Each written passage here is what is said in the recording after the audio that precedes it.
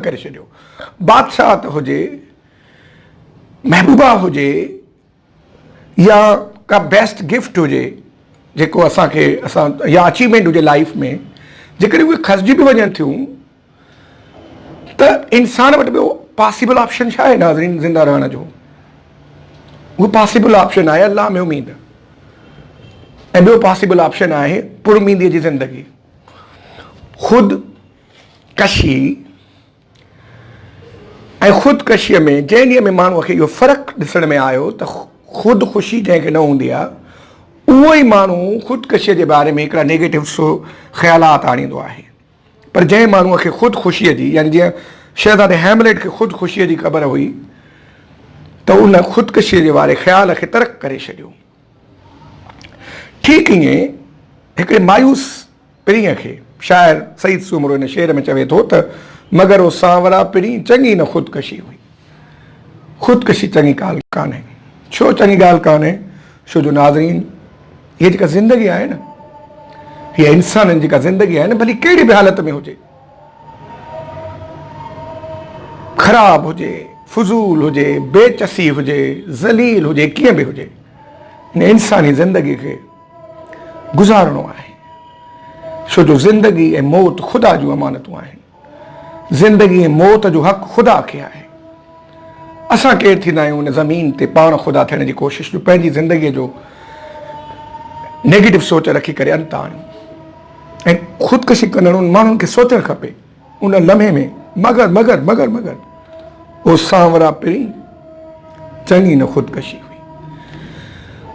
Problem with the person who commits suicide is this, that she does not bring second thought about the human life that poet is talking about. That human life is beautiful. It is worth living. Once the person who is going through the negative thoughts of suicide comes to know the truth that human life is one of the great gifts of God, that person may abandon the idea of committing the suicide. उन खां अलावा नाज़रीन असांखे मोहतरम सईद सूमरे जे हिन शेर में टियों तसवर बि मिले थो, ऐं टियों तसवर उहो कहिड़ो मिले थो? उहो आहे ज़िंदगीअ सां मुहबत जो तसवुर। शाइर हिकिड़े मायूस माण्हूअ खे पिरीअ खे मुखातिब थींदे करे चवे थो त मगर वो सांवरा पिरी चङी न ख़ुदकशी हुई। जेकॾहिं ख़ुदकशी चङी न आहे त पोइ ज़िंदगीअ सां छा कजे? नाज़रीन ज़िंदगीअ सां मुहबत कजे, ज़िंदगीअ सां इश्क कजे, ज़िंदगीअ सां निबाह कजे, ज़िंदगीअ सां तोड़ ताईं निबाह कजे, भली कहिड़े बि क़िस्म जूं हालतूं हुजनि, नाख़ुशगवार हालतूं हुजनि। छो जो इंसान खे इहो ज़हन में रखणु खपे। I feel need to repeat this idea. ऐं सिंध में वधंदड़ ख़ुदकशी कंदड़ माण्हुनि सभिनी खे, या जेकी माण्हू हिकिड़ी नेगेटिव ऐं मायूस सोच आणनि था पंहिंजी ज़िंदगी में या पंहिंजे ज़हन में, उन्हनि खे इहो अहसासु थियणु खपे त उन्हनि जी ज़िंदगी जेका आहे उहा सिर्फ़ु उन्हनि जी अकेली ज़िंदगी न आहे। उहे इंसाननि जे आबाद कयल माशरे में रहनि था, उहे इज्तमाही ज़िंदगी गुज़ारनि था।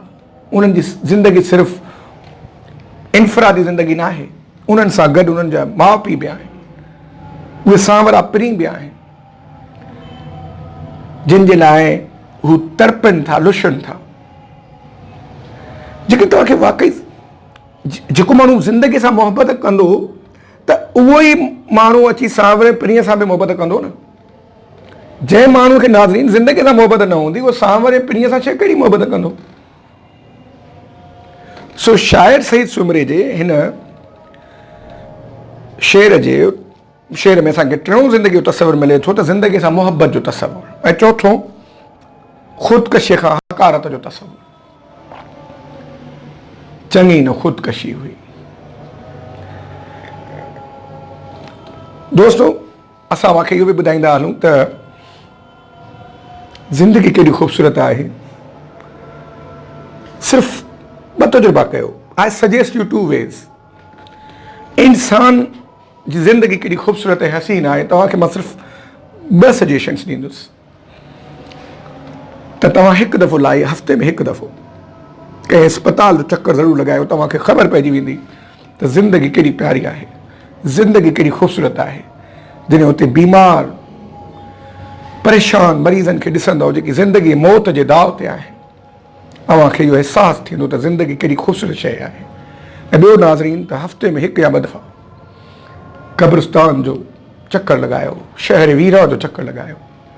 तव्हांखे इहो अहसासु थींदो त जेका इंसानी ज़िंदगी आहे न, उहा केॾी न ख़ूबसूरत आहे।